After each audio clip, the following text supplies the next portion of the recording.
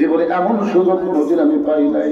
100 দিরহাম budget উঠটা কিনে সেই মাত্র ব্যক্তির বাজারে গেলাম, চারদিক থেকে খরিদ্দার আমাকে ঘিরে ধরে বলতেছে, ও নবীর শিক্ষামন্ত্রী, কবে থেকে এই উট কিনা বেচার ব্যবসা শুরু করলে? সাল্লাল্লাহু আলাইহি ওয়াসাল্লাম হযরত আলী ছিলেন আল্লাহর নবীর শিক্ষামন্ত্রী। বলে যান সুবহানাল্লাহ। রাসূল তখন কি ছিলেন?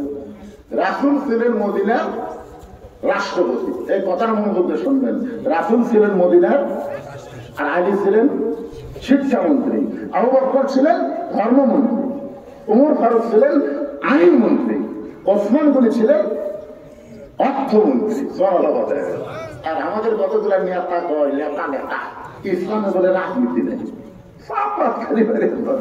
কিন্তু ইসলামের যে রাজনীতি না হয় তাহলে অমর কি? আচ্ছা, চিন্তা করার দরকার। রাজনীতি মানে বোঝা লাগবে। ফকির কাছে বাসার সামনে দরবার, যা দিকে বাসার দরবার মসজিদের মধ্যে ঢুকে দুই হাত তুলে বলতেছে, ও বাদশার বাদশাহ, তোমার দরবার আমি ফকির। ফকির কে? রাজনীতি?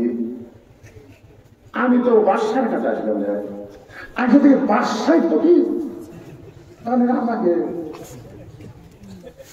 প্রত্যেকটা হাদিসে, আপনি কোন সালে গেছিলেন? 23 সালে গেছিলেন। প্রত্যেকটা হাদিসে আমার সামনে নিয়ে বলতেছে, ইন্নাল হামদা ওয়ান নি'মাতা লাকা ওয়াল মুলক লা শারীকা লাহ। আপনারা বলেন তো, লাকা ওয়াল মুলক লা শারীকা লাহ অর্থ কি? এই যে হাদিসটা আল্লাহর কালামের সামনে তো সাক্ষী দিলেন যে রাজত্বের ভিতরে, রাজনীতির ভিতরে একমাত্র আল্লাহ ছাড়া দুনিয়ার কাউকে স্বীকার করি না। এখান থেকে প্রমাণ হলো আল্লাহর নীতি হলো রাজনীতি, আর মানুষের নীতি হলো ফকরা নীতি। বলে দেওয়ার কথা ঠিক কিনা? আপনি বলতে পারেন ইসলামের সাথে ফকরা নীতির সম্পর্ক নেই, কিন্তু গোটা ইসলামই হচ্ছে রাজনীতি। সুবহানাল্লাহ বলেন না কেন? রাজনীতি মানে কার নীতি? বাদশাহ সাধারণ ফকির, তার বাদশাকে তো বাদশার নীতি তো রাজনীতি। বুঝতে পারেন? আল্লাহ গানিও পান তো ফুকারা, আল্লাহ হলো ধনী, আমরা কি? একটু জোরে কর না কেন? তাহলে আমাদের নীতির নাম কি? না, নিজে ফকির স্বীকার করলেন না ভাইজান, তাহলে আমাদের একটা নীতি আছে না? এই নীতির নাম কি? তাহলে ফখরুল ইসলামের নীতি হলো ফকরা নীতি, রিজভির নীতি হলো ফকরা নীতি, বজলুর নীতি হলো ফকরা নীতি, হাফিজুর নীতি হলো ফকরা নীতি, তারিখের নীতি হলো ফকরা নীতি, আল্লাহর নীতি হলো রাজনীতি। তাহলে আপনারা কি বলবেন? গোটা ইসলামে আল্লাহর নীতি হলো রাজনীতি, আর মানুষের নীতি হলো ফকরে। কথা কর না কেন? আল্লাহর কোরআনের সাথে আপনারা একমত না দেব? একটু মনোযোগ দিয়ে শুনবেন। আমাদের শিক্ষামন্ত্রী এই উটের ব্যবসা কবে থেকে শুরু করলেন? এত বড় একজন আলেম মানুষ উট বিক্রি করবার গেছে, আপনার ভাবের হাড় তুলে গেছে। আমি একবার বহু কুরবানি কেনার যাই, কি বিপদ? আপনি তা আলেম হয়ে এই দামারে ফক্কর করছেন, আপনি গরু কিনলেন, লোক পাঠা দেবেন, আপনি কি বুঝতেছেন? আপনি বুঝতে পারবেন দাম কি আর কত চাচ্ছেন? বোঝেন? আপনি পারছেন তো? আপনার মতন হুজুর এর চলবি না। আলীর মতন বড় হুজুর কেউ আছে? আমার মাদিনা তোলা এলমে ও আলীও বাবহা। রাসূল বলেছে আমি হলাম এলেমের শহর, আলী হচ্ছে তার দরওয়াজা। ধরে সুবহানাল্লাহ। সবাই যখন বলে আলী ভাই উটটার দাম কত নিবে, আমি বলতেছে কত দাম নিব বলবো না, কেউ যদি একটা চাই সেটাই দিব। একজন দৌড়েছে ওকে দোষী ধরে বলতেছে দরদামের কি দরকার, 160 দিরহাম দিয়া দিল। আলী বলে ফাতেমা উট আমাকে 100 দিরহাম ফেরত দিয়ে বাকি 60টা দিরহাম এক দৌড়ে দোকানদারের কাছে। খবর কি ভাই? বলে আপনার কত বড় 2 বস্তা প্যাকেজ করেছি, দাম কত নিবা? বলে 60 দিরহাম দিলেই চলবে। 60টা দিরহাম দিয়ে 2 বস্তা খাবার কান্দে নিয়ে হযরত আলী যখন ফাতেমার দরজায়, সঙ্গে সঙ্গে দরজা বন্ধ হলো। আপনার বলেন তো, স্বামী যদি দরজা যায়, দরজা খুলবি না বন্ধ হবে? ফাতেমা দরজা বন্ধ করবে। দরজাতে এখন গল্পই চলতেছে না, বাংলাতে বলতেছে কন্যা বিক্রি করার টাকাটা কি, কন্যা বিক্রি করার টাকাটা কি, 1 টোকরা হবে। 2 বস্তা কান্দর দিয়ে ধিং ধিং করে রাখছে। যতক্ষণ পর্যন্ত 2 বস্তা কোথায় যাবে এটা না বলবেন, আমি ফাতেমা দরজা খুলবো না। 10,000 টাকা জন্য চাকরি করেন আর 20,000 টাকা বাসা ভাড়া দেন। হাসিনার পিওর হলো 400 কোটি টাকার মালিক। মাথা চলে, মাথা চলে। একটা পিওর বলে 400 টাকা কোটির মালিক আর হেলিকপ্টার ছাড়া বলে যায় না। বেতন পাও 10,000, বাসা ভাড়া 20,000, ইলিশ মাছ নিয়ে আসে, ওই নিয়ে আসে, সে আসে, বই একটা দিন করে না। যদি দরজা বন্ধ করতে না খাওয়া মরবো, কিন্তু হারাম খাবো না। প্রত্যেকটা স্বামী সাইড হবি, তোর এটার কথা কর না কেন? ফাতেমা দরজা বন্ধ করে বলে, স্বামী তো অন্য ব্যক্তির টাকাতে বড় জোর 1 টুকরা খাবার হবে, আপনি 2 বস্তা খাবার কোথায় পাইলেন? এটা যতক্ষণ না বলবেন ততক্ষণ দরজা খুলবো। আলী বলতে ফাতেমা দরজা খোলো, দরজা খুললেই আমি বলবো। ফাতেমা বলতে আগে বলেন তারপরে দরজা খুলবো। আলী বলতে যে ফাতেমা কষ্ট দিও না, 2 বস্তা কান্দে থাকার কারণে শরীর গরম ভালো লাগছে, একটু দরজা খোলো তারপরে বলবো। ফাতেমা বলতে আগে বলেন তারপরে দরজা খুলবো। আলী বলতে যে ফাতেমা দরজা খোলো তারপরে বলবো। ফাতেমা বলতে আগে বলেন তারপরে দরজা খুলবো।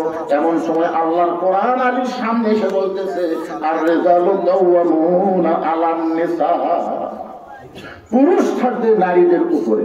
যতক্ষণ ফাতেমা দরজা না খুলবে খবরদার বলবি না। সরাল্লাহ কন না কেন? পুরুষ কি নারীর তলে না উপরে? কথা কন না কেন? এটা কি আমার কথা বলছি না আল্লাহর কথা? আজকে আমাদের বাংলাদেশে কিছু মরদ মানুষ আছে, তারা মিছিল করে নারী পুরুষের সমান অধিকার। যেটা আল্লাহ বলতে চার রেজালু কাওয়ামুনা আলান নিসা, পুরুষেরা থাকবে নারীদের উপরে। আর তুমি বলতেছো সমান অধিকার, তার মানে আল্লাহ করে তুমি ভালো বলো। নারী যদি মা হয় তাহলে বাবার চাইতে মায়ের মর্যাদা অনেক উপরে। কথা কন না কেন? তাহলে বাবা আর মা আপনি সমান করবেন, তাহলে হবে মা বড় না বাপ বড়? এবারে এতদিন ও কি শুনতেন, মা বড় না বাপ বড়? আরো বড় বলেন, কার পায়ের তলে বেহেশত? কোন বাপের পায়ের তলে বেহেশত দুনিয়ার কেউ বলতে পারবে? আপনার বলে তো ছেলে বড় না মেয়ে বড়? একজন এক মেয়ের বাপ, যেমন বলে মেয়ের বাপ।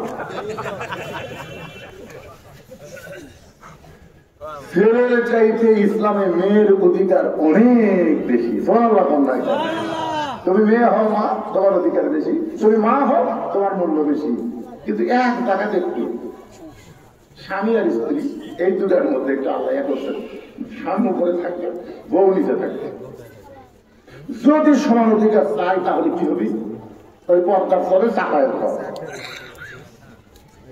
ইলিশ বিক্রি করে ওরা, বেলা বেলা নেই, হঠাৎ একদিন উঠছে ঝড়, এত বড় ঝড় উঠছে, এখানে বালি উঠতেছে পর্দার পর্দা। এখন যারা বলতেছে বউ আমার বেতন রাখছে, তো বউ বলতেছে খবরটা পর্দা বাংলা খোলা যাবি না, শুনলি বালু দিয়ে গোটা ঘর মেরে দেবে। স্বামী বলছে আমার বেতন লাগছে, কি করি? তাহলে ঘরে প্রমাণ করবো, প্রমাণ করলে দুর্গন্ধ লাগবে, তাহলে করবো কি?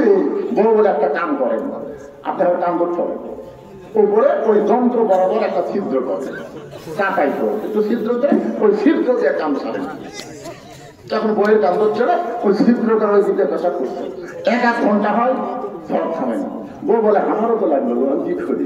আমি বলে ছিদ্র করা আছে, কাম তো চলবো আর করবো, নতুন করে ছিদ্র করা লাগবে না, ছিদ্র করা গেছে। এবার স্বামীর কান্দের তোলা ছিদ্র করার পেশাব করে, সব পেশাব দিয়ে স্বামীর খুব দিল। স্বামী পাগলি, কোন জায়গায় পেশাব করিস আর কোন জায়গায় পড়ে? বউ বলে বড় স্বামী জানো না, সব জায়গায় সমান অধিকার চলে না। ঘরে গান কথা ঠিক না? আপনার বলেন সব জায়গায় সমান অধিকার চলবে? তাহলে এই মিছিল যারা করতেছেন, একটাবার আয়তের দিকে খেয়াল করেন। আর রিজালু কাওয়ামুনা আলান নিসা, পুরুষ থাকবে নারীদের উপরে। এই আয়াতটাই স্বামীকে বলতে চাবি রে, যতক্ষণ ফাতেমা দরজা না করবে খবরদার এই বস্তার খবর তুমি বলবা না। অনেকক্ষণ ফাতেমা যখন জেদ করে দরজা না করলে, তখন হযরত আলী 2 বস্তা কান্দে করে আল্লাহর নবীর দরবারে।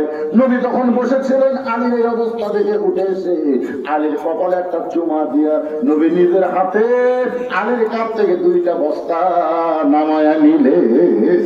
সুবহানাল্লাহ। রাসূল তাকায় দেখে আলীর মুখটা ভাব। আল্লাহ রাসূল বলে, আলী তোমার 2 বস্তা কান্দর থেকে আমি নবী নিজেই নামা দিলাম, তোমার কপালে একটা সুমাও দিলাম, তারপরে তোমার মুখ ভার কেন? আলী তোমার মুখটা ভার কেন? আলী বলতেছে